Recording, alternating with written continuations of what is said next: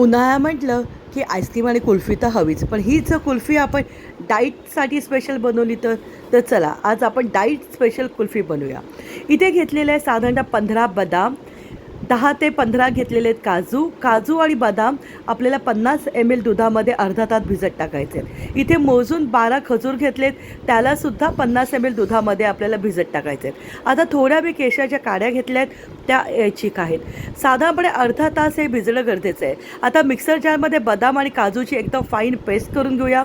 400 ml उरलेलं दूध गॅसवरती गरम करायला ठेवले आणि दूध इथे आपल्याला बासुंदीसारखं घट्ट करायचं आहे. दूध आटल्यानंतर त्यामध्ये काजू बदामची पेस्ट टाकली आहे, 5 मिनटं उकळून घेतले, गॅस बंद केले. त्यामध्ये 1 टीस्पून जायफळ वेलची पावडर घातलेली.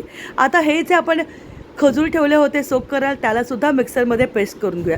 लक्षात घ्या, गॅसची फ्लेम बंद करूनच तुम्हाला खजूरची पेस्ट टाकायची आहे.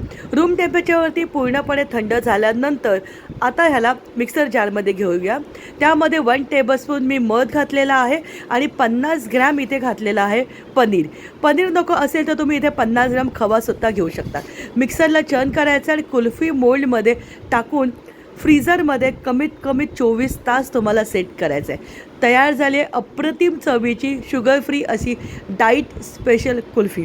रेसिपी आवडली लाईक करा आणि शेअर नक्की करा.